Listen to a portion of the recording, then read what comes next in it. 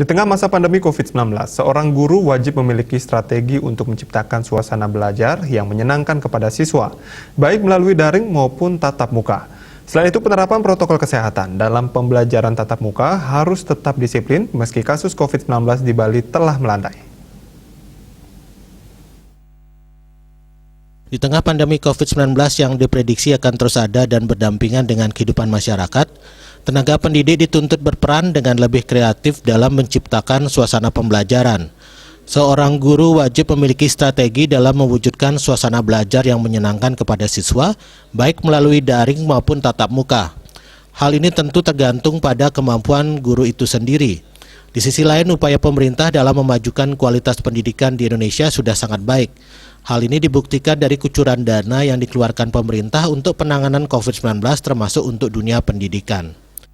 Memang guru dituntut selalu kreatif di dalam menemukan dan mencari berbagai strategi pembelajaran.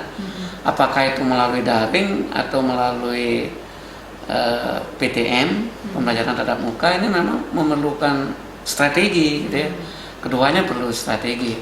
Lalu bagaimana kemudian guru kreatif di dalam menemukan dan mencari strategi-strategi pembelajaran yang efektif, ini kan sangat tergantung dari kemampuan guru itu sendiri di dalam merancang proses pembelajaran.